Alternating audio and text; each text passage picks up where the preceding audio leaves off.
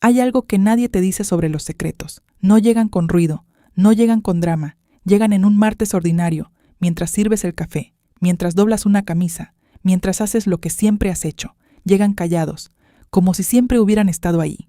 Yo tenía 62 años cuando encontré el teléfono de Rodrigo sobre el asiento del copiloto. No lo busqué, no lo esperaba. Él había bajado del carro a comprar pan, como cada sábado, y yo me quedé esperando con la ventana abierta y ese calor pegajoso que se mete en los huesos. El teléfono vibró. Una vez, 2 veces. Yo no soy de las que revisan. Nunca lo fui. 35 años de matrimonio y nunca toqué su teléfono, sus papeles, sus cajones. Eso era lo que yo llamaba respeto. Ahora sé que tenía otro nombre, pero esa mañana lo miré. Solo la pantalla. Solo el mensaje que apareció sin que yo hiciera nada. Transferencia exitosa. Cuenta destino. Asterisco. Asterisco, asterisco, asterisco, 4477, monto, $47,000. Me quedé fría, no porque entendiera, sino porque algo en mi cuerpo entendió antes que mi mente. 47,000, un sábado por la mañana, una cuenta que yo nunca había visto. Puse el teléfono exactamente donde estaba, con la misma pantalla hacia arriba, con el mismo ángulo. Rodrigo volvió con el pan, me besó en la mejilla, olía a colonia y a pan dulce, como siempre. ¿Todo bien?, me preguntó. Todo bien, dije yo, y sonreí. Llevamos 35 años casados. Nos conocimos cuando yo tenía 27 y él 31. Éramos jóvenes y éramos tontos y éramos felices, en ese orden. Rodrigo era ingeniero, trabajador, serio, de esos hombres que no hablan mucho pero que cuando hablan, uno escucha. Mi madre lo adoraba. Es un hombre de verdad, decía ella, y eso en su vocabulario era el mayor elogio posible. Tuvimos 2 hijas, Marcela, la mayor, que heredó el carácter de su padre, firme, calculadora, siempre con un paso adelante, y Patricia, la menor, que salió a mí, más blanda, más sensible, más fácil de herir. Yo dejé mi trabajo cuando nació Marcela. Rodrigo dijo que no era necesario que trabajara, que él podía con todo, y yo lo creí, porque en ese entonces creerle era lo más natural del mundo. Me dediqué a la casa, a las niñas, a él. No me arrepiento de eso, o quizás sí, pero ese es otro dolor, para otra historia. Lo que sí sé es que a los 62 años, ese sábado de mañana, yo no tenía cuenta bancaria propia, no tenía tarjeta a mi nombre. Si no sabía exactamente cuánto dinero había en nuestras cuentas porque Rodrigo siempre decía que él se encargaba de eso. Tú no te preocupes por esas cosas, Elena, para eso estoy yo. 35 años escuchando esa frase, 35 años sin preguntarme por qué me la decía.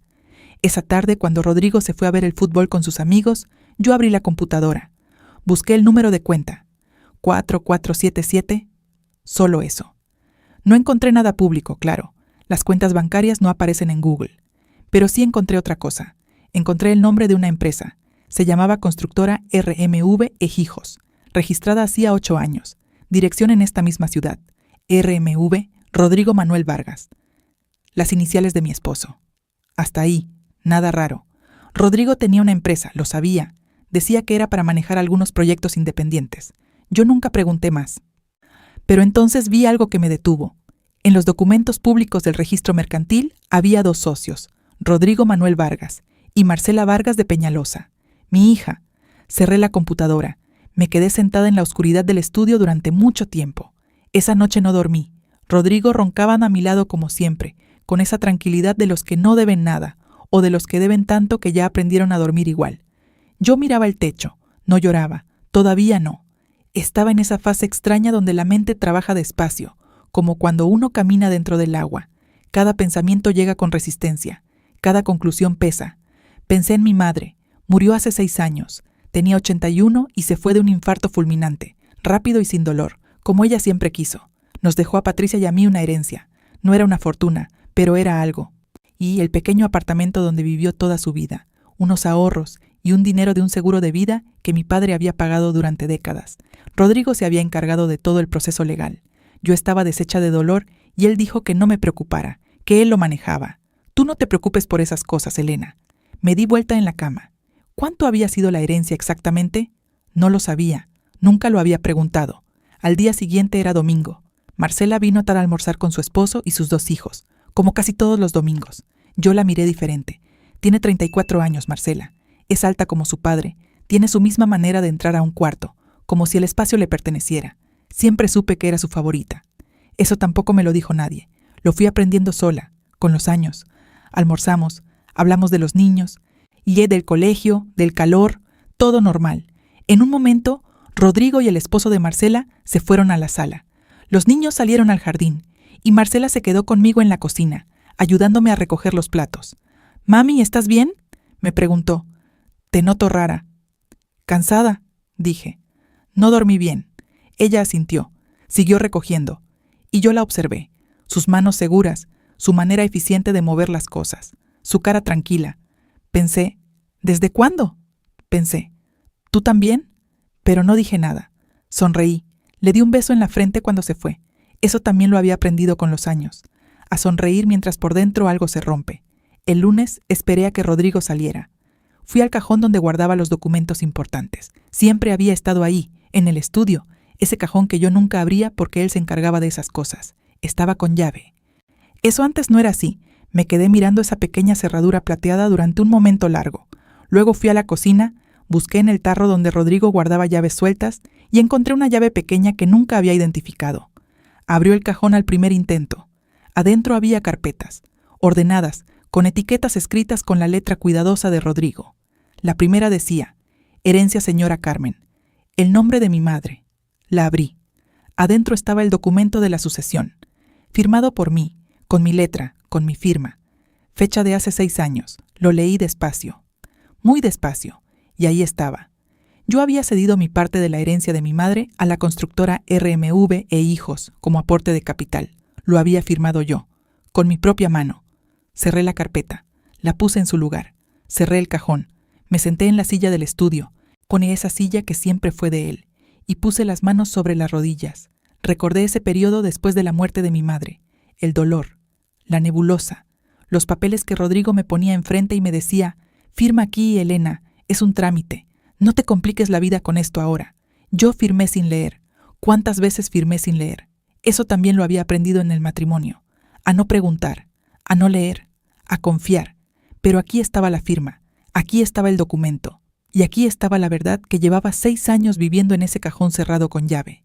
El dinero de mi madre no había desaparecido, me lo habían quitado, con mi propia firma. No sé cuánto tiempo estuve ahí sentada. Lo que sí sé es que en algún momento sonó mi teléfono. Era Patricia. «Mami, ¿tienes planes esta tarde? Quería pasar a verte». Miré el documento que todavía tenía en las manos. «Ven», dije, «pero no le digas a nadie que vas a venir». Hubo una pausa corta. «Mami, ¿estás bien?» «Ven, mi amor». Colgué. Puse el documento dentro de mi blusa, contra el pecho, como si alguien pudiera llegar y quitármelo. Entonces escuché el sonido de la puerta principal. Rodrigo había vuelto, 2 horas antes de lo que debía. Escuché sus pasos en el corredor. Ese sonido que había escuchado durante 35 años. El ritmo exacto de sus zapatos sobre el piso de madera. Siempre lo reconocí desde cualquier cuarto de la casa. Antes me daba tranquilidad. Ahora me heló la sangre. Moví rápido. El documento seguía contra mi pecho. Me acomodé la blusa. Me levanté de la silla. Tomé una revista que estaba sobre el escritorio y me senté en el sofá pequeño que había junto a la ventana. Como si llevara tiempo ahí, leyendo. El corazón me golpeaba tan fuerte que estaba segura de que se escuchaba. Rodrigo apareció en la puerta del estudio. «¿Qué haces aquí?», preguntó. No con sospecha, con curiosidad simple, la de siempre. «Leyendo», dije. Hacía calor en la sala. Me miró un segundo. Luego entró. Fue directo a su escritorio. Abrió la gaveta de arriba, sacó unas llaves y volvió a salir. «Voy a donde Hernando. Regreso para la cena», dijo desde el corredor. «Bien», dije yo. Escuché la puerta, sus pasos afuera, el carro arrancando. Solté el aire que había estado guardando sin darme cuenta. Me quedé quieta todavía unos minutos, solo por si acaso, solo porque había aprendido que a veces regresaba por algo que se le olvidaba, pero no regresó. Cuando Patricia llegó, yo ya había sacado el documento y lo había puesto sobre la mesa del comedor.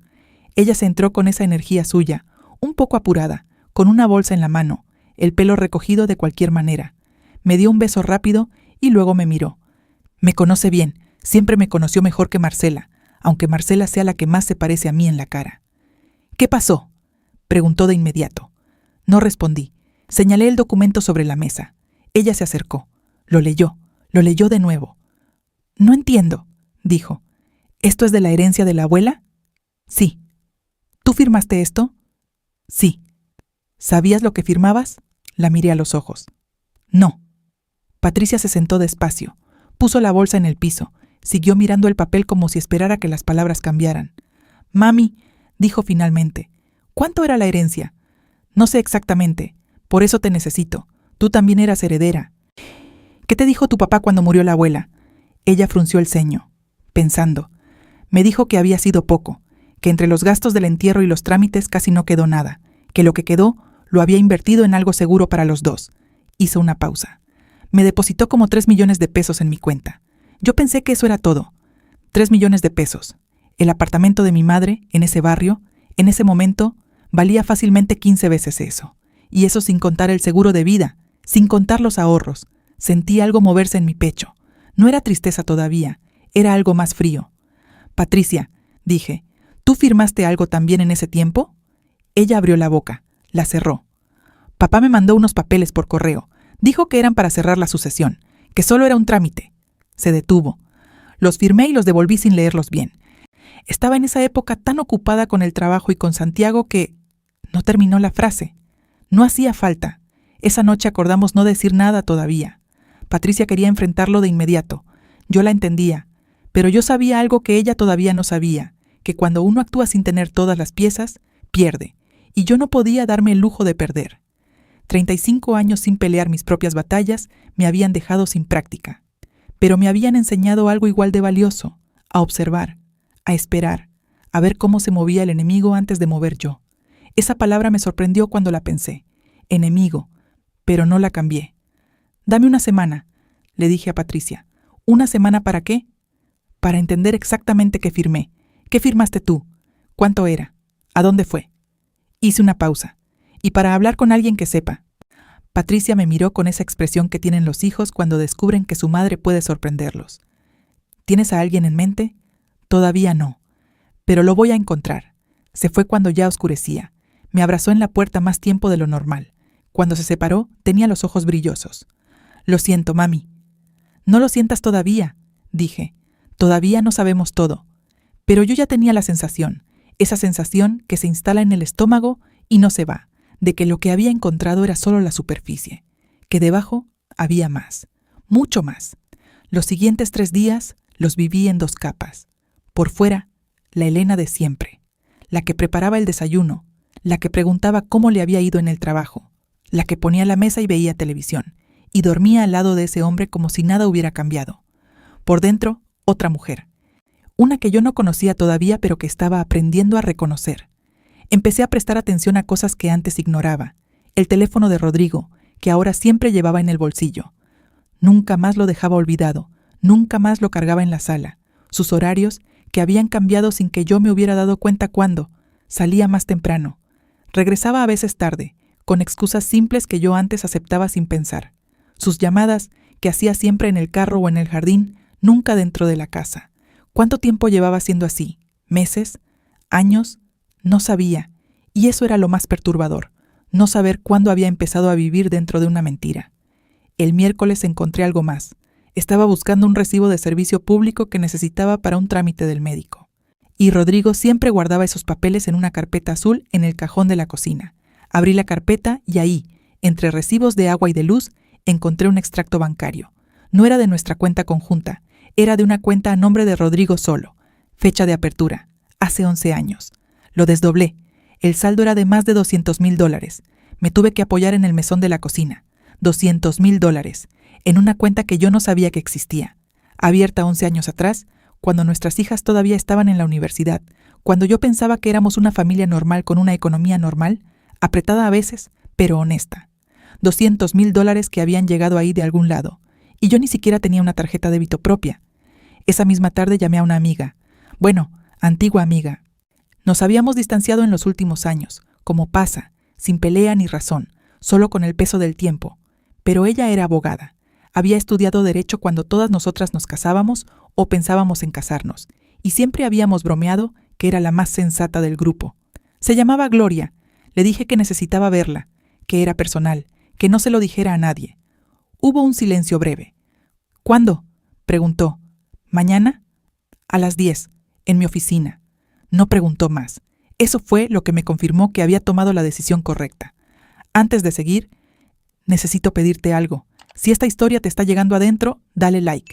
Es la única manera que tengo de saber que no estoy hablando sola. La oficina de Gloria era pequeña pero ordenada. Libros en todas las paredes, una planta en la ventana, luz natural. Me recordó que siempre había admirado eso de ella, que construyó su propio espacio. Le conté todo. El mensaje en el teléfono, el documento de la herencia, el extracto que encontré. La empresa con el nombre de Marcela. Ella todo escuchó sin interrumpirme. Tomaba notas a mano en un cuaderno pequeño. Cuando terminé, me miró. Elena, ¿tienes los documentos contigo? Saqué la carpeta que había preparado esa mañana. Copias de todo. El original lo había dejado guardado en casa de Patricia. Gloria lo revisó despacio. Pasó varios minutos en silencio leyendo. El documento de cesión de herencia es legal en su forma, dijo finalmente. Tiene tu firma, tiene testigos, tiene fecha. El problema es lo que no dice, que tú no recibiste nada a cambio, que no hubo una contraprestación real, y que posiblemente firmaste bajo condiciones que un juez podría considerar como error o dolo. ¿Dolo?, pregunté. Engaño deliberado, dijo. Si se puede probar que te presentaron el documento de manera que no entendieras lo que firmabas, que te ocultaron información material, que no hubo una explicación real del contenido, eso puede atacarse. ¿Y la cuenta? ¿Los $200,000? Ella tamboriló el lápiz sobre el cuaderno. Eso es más complejo. Si la cuenta es solo a su nombre, legalmente él puede argumentar que es dinero de su actividad profesional. Lo que habría que demostrar es que ese dinero tiene origen en bienes que son de la sociedad conyugal. ¿Ustedes tienen capitulaciones matrimoniales? ¿Algún régimen especial? Yo la miré sin entender. Nunca hablamos de eso. Nos casamos y ya. Gloria asintió, como si eso lo hubiera esperado. Entonces están bajo el régimen ordinario de sociedad conyugal, lo que significa que en principio los bienes adquiridos durante el matrimonio son de los dos. Si ese dinero vino de ganancias de la empresa durante el matrimonio, tienes derechos sobre él. Algo se movió en mi pecho. Derechos. Qué palabra tan pequeña para algo tan grande. Salí de la oficina de Gloria con una lista de cosas que necesitaba conseguir. Documentos del registro de la empresa, estados financieros si era posible encontrarlos, historial de la cuenta conjunta de los últimos 10 años. Cualquier papel relacionado con la herencia de mi madre que yo pudiera localizar. Era mucho, era abrumador, pero caminé hacia el carro con algo que no había sentido en mucho tiempo. Claridad, no era tranquilidad, no era seguridad. Era simplemente saber hacia dónde mirar. 35 años mirando hacia otro lado. Ya era suficiente. Esa noche en la cena, Rodrigo me preguntó cómo había pasado el día. Bien, dije. Fui a visitar a una amiga. ¿Quién? Gloria, la abogada. ¿La recuerdas? Estudiamos juntas. Lo observé. Algo muy pequeño cruzó por su cara. Tan pequeño que si no lo hubiera estado buscando, no lo habría visto. «Ah», dijo. «¿Y cómo está?» «Muy bien», dije. «Igual que siempre. Seguimos comiendo». Pero esa noche él tardó más en dormirse. Lo supe porque dejó de moverse, pero su respiración nunca tuvo ese ritmo profundo del sueño verdadero. Yo tampoco dormí. Los dos despiertos en la oscuridad, fingiendo dormir, guardando nuestros secretos. Excepto que ahora yo también tenía los míos. Al día siguiente era viernes. Rodrigo salió temprano. Yo fui al cajón del estudio, esta vez sin nervios, con llave en mano y propósito claro. Saqué todas las carpetas, las puse sobre el escritorio y empecé a leer. Todo, cada papel, cada contrato, cada extracto que encontré. Fueron 4 horas, y lo que encontré en esas 4 horas cambió todo lo que creía saber sobre mi matrimonio. Había facturas de la constructora que mostraban proyectos grandes, proyectos pagados con anticipos que venían de cuentas que yo no reconocía. Había un contrato de arrendamiento de una propiedad que yo tampoco sabía que existía. Una bodega en las afueras de la ciudad, arrendada a nombre de la empresa, con un canon mensual que nunca vi reflejado en nuestra economía doméstica. Había algo más, una carta, manuscrita, sin sobre. La letra no era de Rodrigo, era de Marcela. La leí y tuve que sentarme.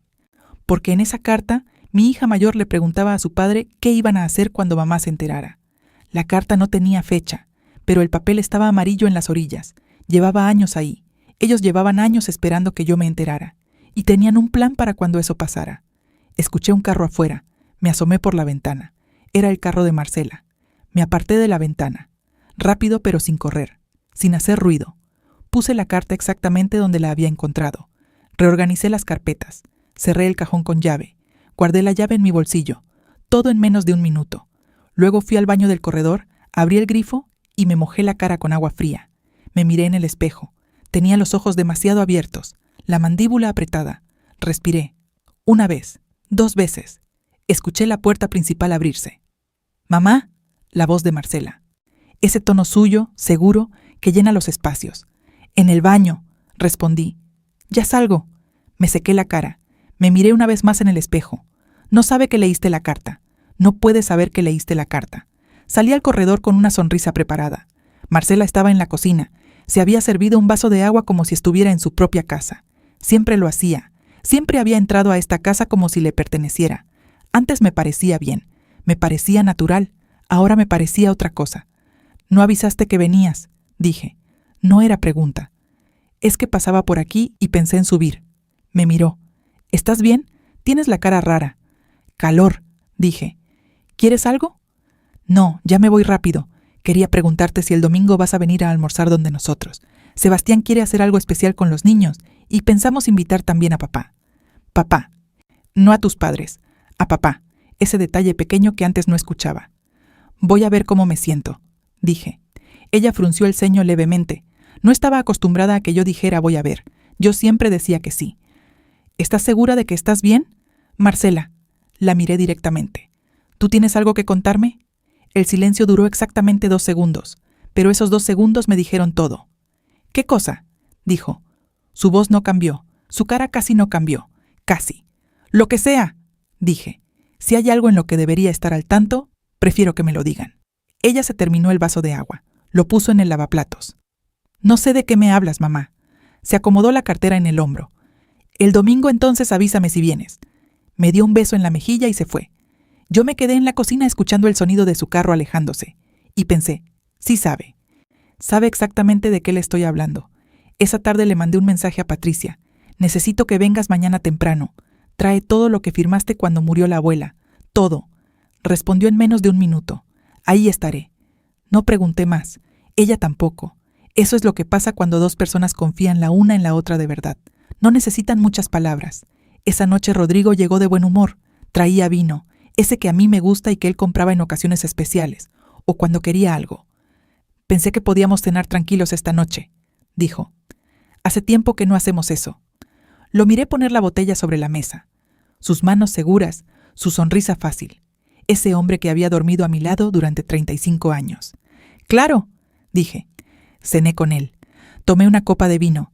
Hablé de cosas sin importancia, del vecino que estaba remodelando, del programa que había visto la noche anterior, de una receta que quería probar, y en ningún momento dejé de pensar en la carta. ¿Qué van a hacer cuando mamá se entere? ¿Qué tenían planeado? ¿Convencerme de que había entendido mal? ¿Mostrarme otros papeles? ¿Decirme que todo había sido por mi bien? ¿O algo peor? Algo que yo todavía no podía imaginar pero que sentía venir, como se siente la lluvia antes de que llegue. Ese cambio en el aire, esa presión que no tiene nombre pero que el cuerpo reconoce. Rodrigo llenó mi copa por 2ª vez.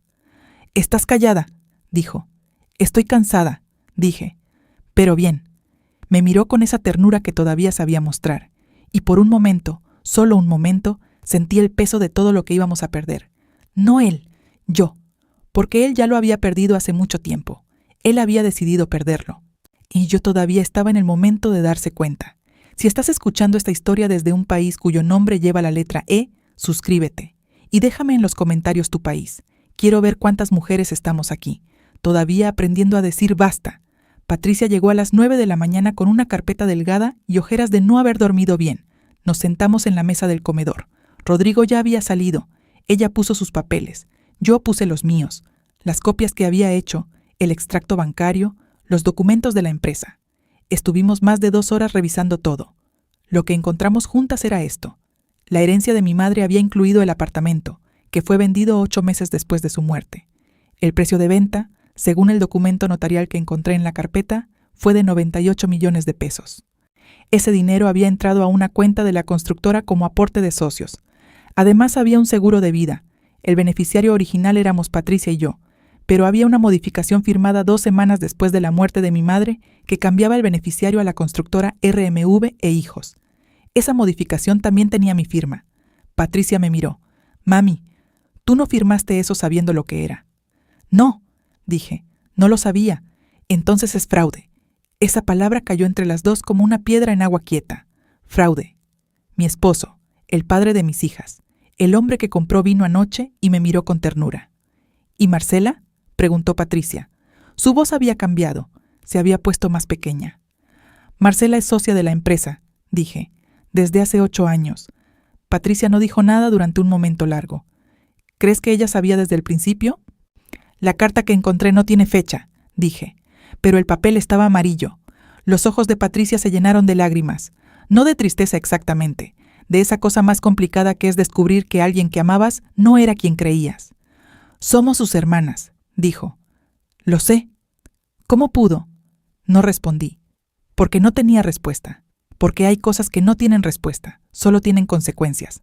Llamé a Gloria esa misma tarde, le conté lo nuevo, el precio de venta del apartamento, el seguro de vida, la modificación del beneficiario. Hubo un silencio del otro lado. Elena, dijo finalmente, esto ya no es solo un error en un documento, esto tiene otro nombre. Lo sé.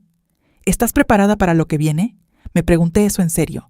Me pregunté si estaba preparada para ver mi matrimonio convertirse en un expediente judicial, para que mis nietos supieran algún día que su abuelo y su madre habían robado a su abuela, para quedarme sola a los 62 años con una vida que tendría que reconstruir desde cero. No, dije honestamente, no estoy preparada, pero voy a hacerlo igual. Gloria hizo una pausa breve. Bien, necesito que consigas una cosa más. Si existe algún otro documento donde aparezca tu firma en relación con la empresa o con la herencia, necesito verlo. Y si puedes acceder de alguna manera al historial completo de la cuenta conjunta de los últimos 10 años, eso sería fundamental. ¿Cómo accedo a eso? Tienes derecho. Es una cuenta conjunta. Puedes ir al banco tú sola y pedirlo. Yo no sabía eso. 35 años y no sabía que podía entrar a un banco y pedir información de mi propia cuenta. Eso también me lo habían quitado. Y no con un papel firmado. Con algo más difícil de probar y más fácil de hacer, con la costumbre, con el yo me encargo, con el peso acumulado de 1000 veces que no pregunté porque me habían enseñado que no necesitaba preguntar. El lunes fui al banco, me puse ropa formal, no sé por qué, quizás porque quería sentirme distinta a la mujer que había sido. Quería que la persona que entrara a ese banco fuera alguien que los demás tomaran en serio. La ejecutiva que me atendió era joven, tendría unos 30 años. Me miró con esa cortesía entrenada de los empleados bancarios. Le expliqué que necesitaba el historial de movimientos de la cuenta conjunta. Los últimos 10 años. Ella verificó mis datos. Verificó que yo era cotitular. Asintió. Tiene usted todo el derecho, dijo. Le tomará unos días generar el reporte completo. ¿Le enviamos al correo registrado? El correo registrado era el de Rodrigo. No, dije. Prefiero retirarlo personalmente. Y necesito actualizar el correo de contacto. Cambié el correo al mío.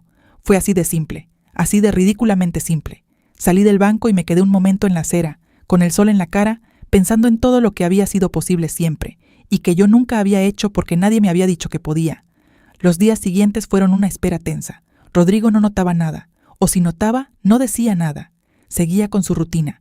Salidas temprano, llamadas en el jardín, ese teléfono siempre en el bolsillo. Yo seguía siendo la Elena de siempre por fuera. Pero por dentro estaba construyendo algo. Pieza por pieza, documento por documento, conversación por conversación con Gloria. El jueves fui al banco a recoger el historial. Eran muchas páginas. Me las llevé a casa de Patricia porque ya no me atrevía a revisarlos en mi propia casa. Nos sentamos las 2 esa tarde con un café y empezamos a revisar. La cuenta conjunta mostraba depósitos regulares, el salario de Rodrigo, algunos pagos de clientes, nada extraordinario. Pero había retiros grandes, periódicos, que salían siempre los primeros días del mes y que iban a una transferencia con referencia simplemente marcada como gastos operativos que sumaban en 10 años una cifra que ninguna de las dos dijo en voz alta cuando la calculamos. Patricia anotó el número en un papel y me lo mostró. Lo miré durante mucho tiempo, y entonces, por primera vez desde que había empezado todo esto, lloré.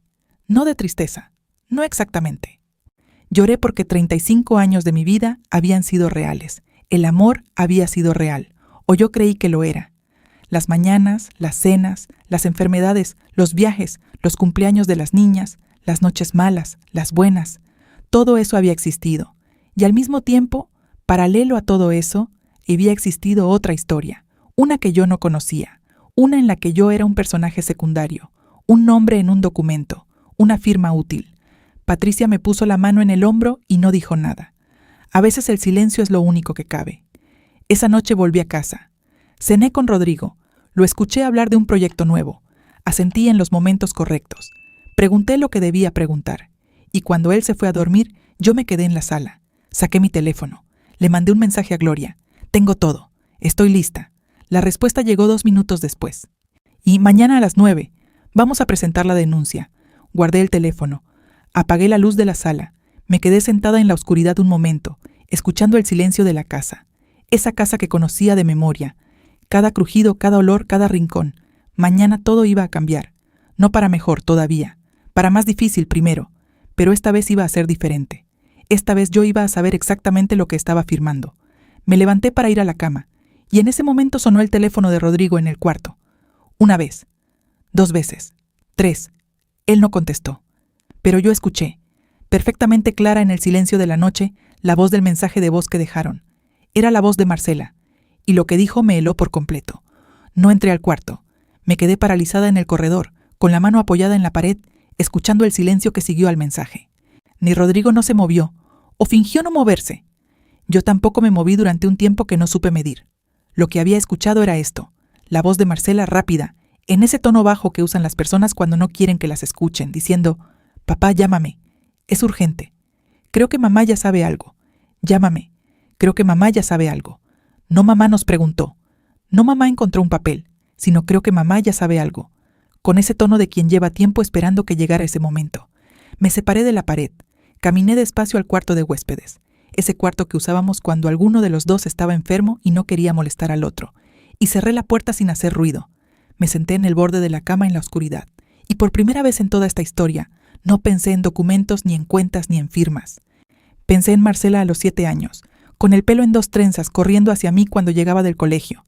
Pensé en Marcela a los 15, llorando en mi regazo por un muchacho que no la había mirado en una fiesta. Pensé en Marcela el día de su matrimonio, cuando me tomó la mano antes de entrar a la iglesia y me dijo: «Mami, ¿me veo bien?». Y yo le había dicho: «Te ves perfecta, mi amor». 34 años de ser su madre, y ella llevaba años esperando que yo descubriera lo que habían hecho, con un plan listo para cuando eso pasara. Eso dolió de una manera para la que no tengo nombre. No dormí nada esa noche. A las 6 de la mañana escuché a Rodrigo levantarse. Escuché la ducha, sus pasos en la cocina, el ruido del café. Me quedé quieta. A las 7 escuché la puerta principal cerrarse. Me levanté, fui a la ventana. Vi su carro salir del parqueadero. Entonces llamé a Patricia. Contestó al primer timbre. «¿Estás despierta?», pregunté. «No dormí», dijo ella. «Yo tampoco. Patricia, escucha. Marcela le dejó un mensaje a tu papá anoche. Dijo que cree que yo ya sé algo». Silencio. «¿Cómo sabes?». «Lo escuché desde el corredor». Otro silencio, más largo. «Mami, entonces se les acaba el tiempo para actuar primero. Tienes que ir hoy con Gloria».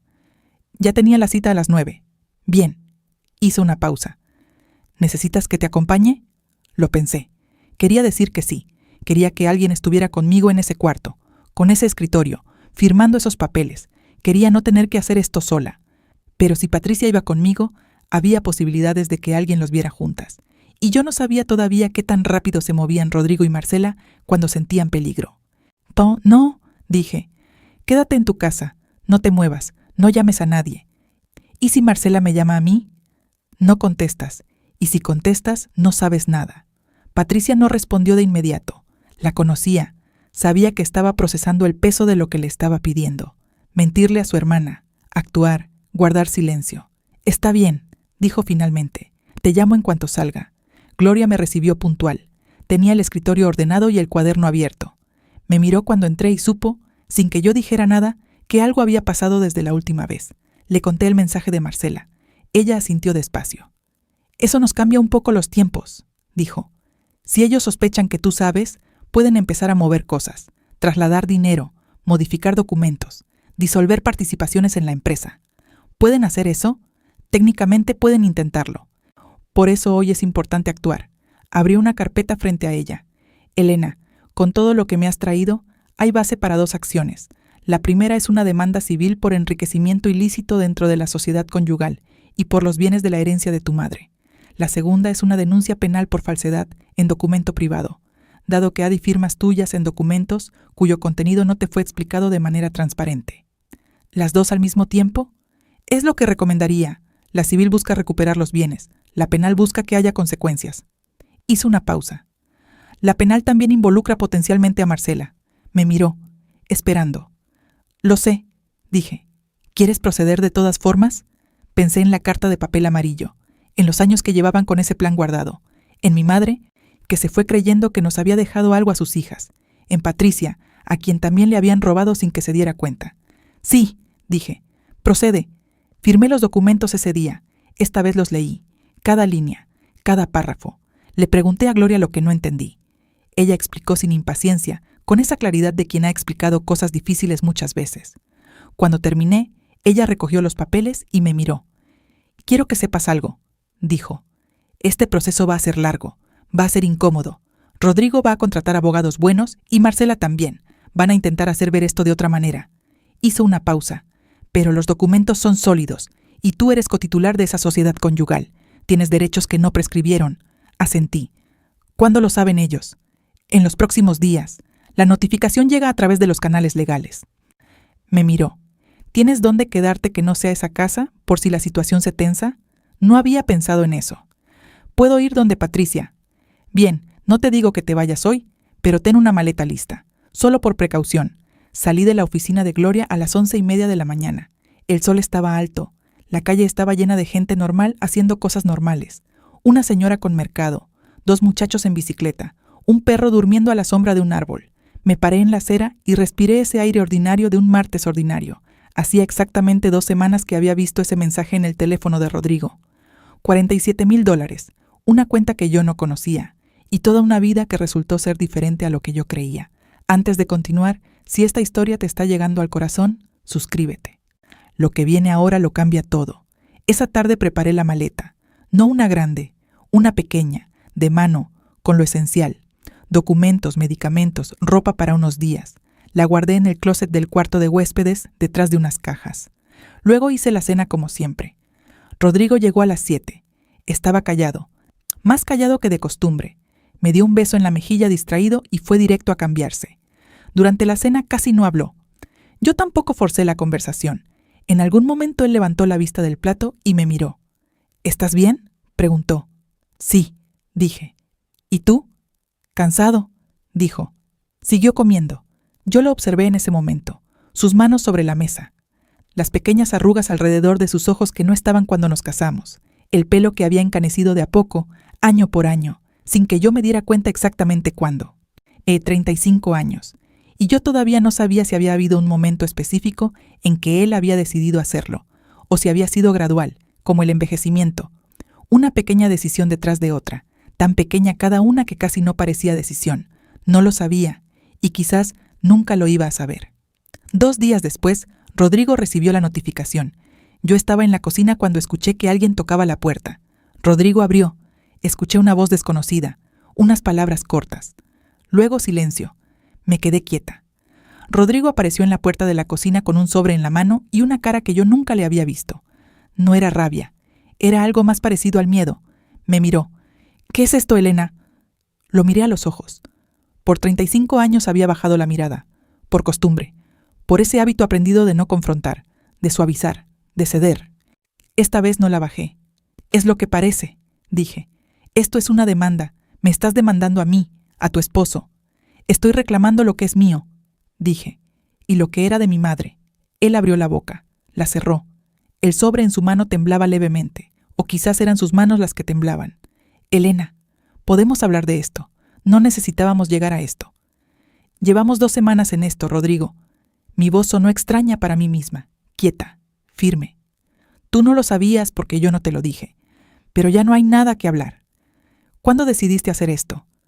Cuando encontré el documento de la herencia de mi mamá, con mi firma, en un papel que me pusiste a firmar sin decirme lo que decía. Él no respondió. Ese silencio me dijo más que cualquier cosa que hubiera podido decir.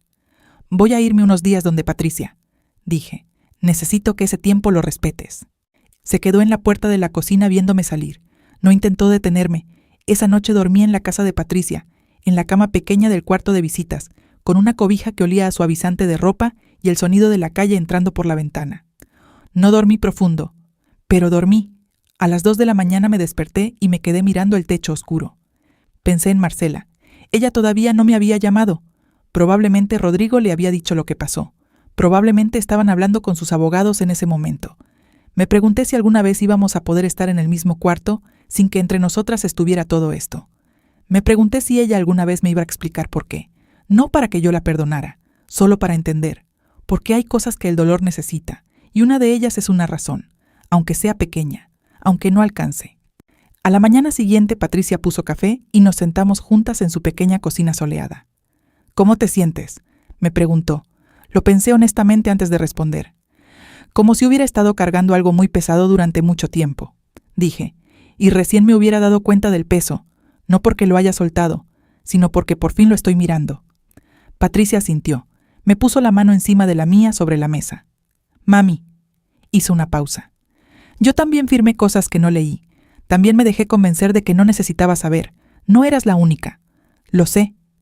Eso significa que en parte esto también me pasó a mí, y yo también lo dejé pasar. La miré. Tenía los ojos secos, pero la voz rota. «Ninguna de las dos tiene la culpa», dije. «Nos enseñaron a confiar. Eso no es un error. El error fue de ellos». Ella asintió. Se limpió los ojos con el dorso de la mano. «¿Qué sigue ahora?» «El proceso legal, que va a ser largo». Tomé el café. «Y mientras tanto, vivir. ¿Puedes vivir con todo esto encima?» Miré por la ventana de su cocina. Un árbol en el andén, los carros pasando, el cielo de esa mañana que era completamente ordinario. «Llevo 2 semanas viviéndolo», dije. «Y aquí estoy. Eso era suficiente por ahora. Aquí estoy». 3 días después recibí una llamada de un número que no reconocí. Contesté. Era la voz de Marcela. Pero no era la voz de siempre. Era una voz diferente. Más baja, más cuidadosa. La voz de alguien que has hablado con abogados y que está midiendo cada palabra. «Mamá», dijo. «Necesitamos hablar». Me quedé en silencio un momento. «¿Para qué, Marcela?»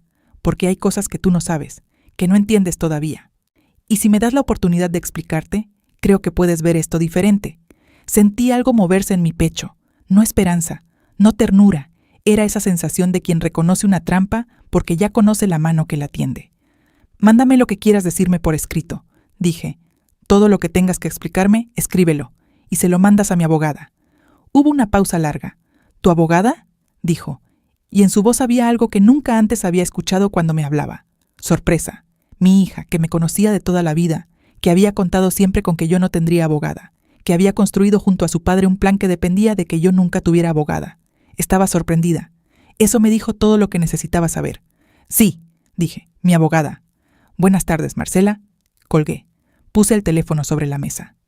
Y por primera vez en mucho tiempo, algo en mí se asentó.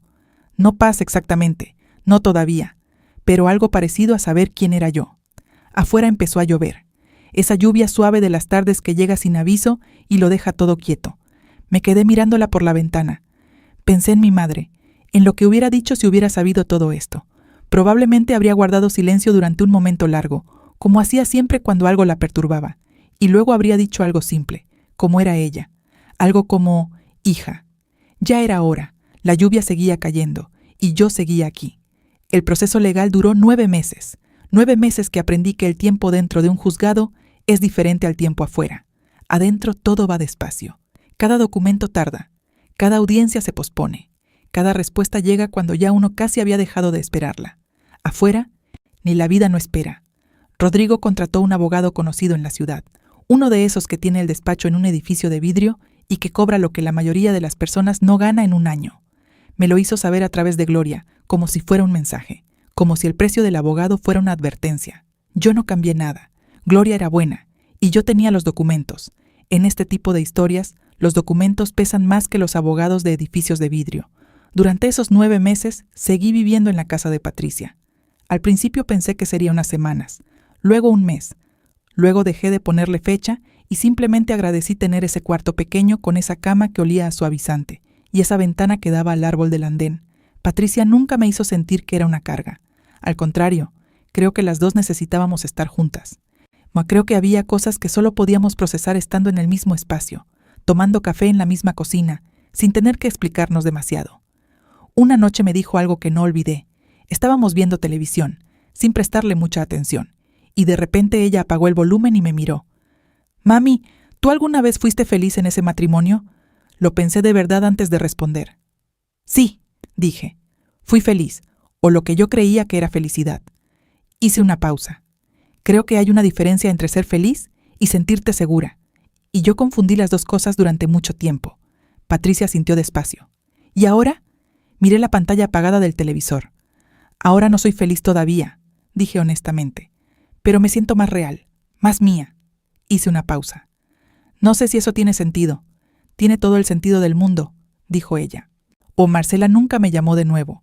Le mandó a Gloria una carta a través de su abogado, llena de argumentos legales, de términos que yo tuve que preguntarle a Gloria qué significaban. La esencia era esta, que ella había participado en la empresa creyendo que todo era transparente, que su padre le había dicho que yo estaba de acuerdo, que ella era una víctima también de la situación. Gloria me la leyó en su oficina. Cuando terminó, me miró. ¿Qué piensas? Que es mentira, dije, pero que no puedo probarlo completamente. Correcto. Gloria cerró la carpeta. Lo que sí podemos demostrar es que ella firmó documentos como socia activa, que recibió beneficios económicos de la empresa, que en la carta que encontraste hay evidencia de que sabía que la situación contigo era irregular. Hizo una pausa. ¿Quieres seguir con la acción contra ella? Lo había pensado muchas noches. Había llegado a la misma respuesta cada vez. Sí, dije, no por rabia, sino porque si no hay consecuencias para ella, la historia dice que estuvo bien lo que hizo. Gloria asintió. Entiendo, dijo. Rodrigo pidió hablar conmigo 2 meses después de que empezó el proceso. Me lo comunicó a través de su abogado, con toda la formalidad de ese mundo legal en el que ahora vivíamos.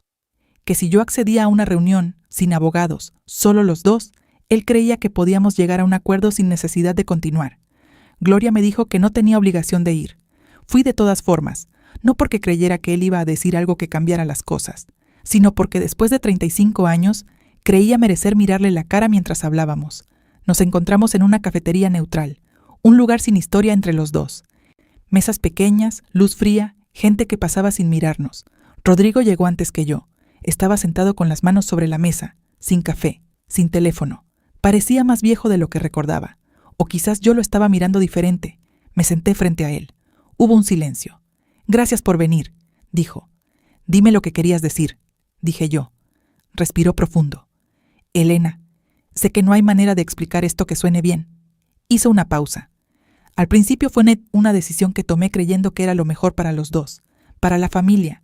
El negocio necesitaba capital y yo pensé que si usaba los fondos de la herencia temporalmente, los iba a reponer. ¿Temporalmente? Dije. Han pasado 6 años. Las cosas no salieron como planeé. ¿Y mi firma en esos documentos? ¿Eso también fue temporal? No respondió de inmediato. Thais, te puse esos papeles en un momento difícil. Sabía que no los ibas a leer. Bajó la vista. Aproveché eso. Lo sé. Era la primera vez que lo admitía en voz alta. Me quedé mirándolo. Durante un momento quise decirle muchas cosas. Quise preguntarle desde cuándo. Quise saber si hubo un momento en que sintió que estaba mal. Quise saber si mi madre le importaba algo cuando usó su dinero. Pero también supe que esas respuestas no iban a cambiar nada. Y que yo no estaba ahí para entender. Estaba ahí para cerrar. ¿Qué propones? Dije. Un acuerdo privado, sin juicio. Te devuelvo una parte acordada. Disolvemos la sociedad conyugal de manera ordenada y cada uno sigue su vida. ¿Una parte? El proceso legal va a ser largo y desgastante para los dos, Elena. Para las niñas también, para los nietos. ¿Quieres que tus nietos crezcan sabiendo que sus abuelos se demandaron? Reconocí esa estrategia. La había visto usarla con las niñas cuando eran pequeñas y no quería que lloraran. Ponía el peso del problema sobre ellas para que dejaran de insistir. ¿Quieres que pase esto? ¿Eso quieres tú? 35 años aprendiendo a reconocer las formas en que me manejaba. Rodrigo, dije, mis nietos van a crecer sabiendo que su abuela reclamó lo que era suyo. Eso es lo que van a saber. Me levanté. Habla con tu abogado, dije, y que hable con Gloria. Salí de la cafetería sin mirar atrás. En la acera me detuve un momento. El sol pegaba fuerte. La gente pasaba. No lloré, pero sentí algo aflojarse en el pecho. Algo que había estado apretado durante semanas y que en ese momento, en esa acera, decidió soltarse un poco.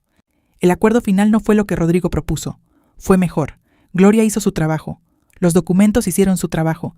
Y al final, después de audiencias y contraofertas y semanas de silencio y semanas de movimiento, llegamos a un punto donde los números eran justos. No perfectos. Nunca son perfectos, pero justos.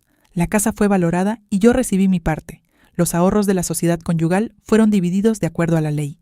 La constructora, con todo lo que había dentro, quedó bajo proceso de auditoría. Y la parte que correspondía a la herencia de mi madre, aunque no toda pudo recuperarse porque parte del dinero ya había sido utilizado en el negocio, se reconoció en el acuerdo como una deuda que debía saldarse. Patricia también recibió su parte. El día que Gloria nos explicó los términos finales, Patricia lloró. Yo no. Ya había llorado todo lo que tenía que llorar en la cocina de su casa, en noches que nadie más vio. Ya había gastado mis lágrimas en el tiempo correcto. Ese día, en la oficina de Gloria, solo sentí algo que no supe nombrar exactamente. No era alegría, era más parecido a lo que siente el cuerpo cuando deja de cargar algo que llevaba mucho tiempo cargando. Alivio quizás, un alivio cansado y real. Lo de Marcela fue diferente. La acción legal contra ella resultó en una conciliación. Su abogado negoció, Gloria negoció.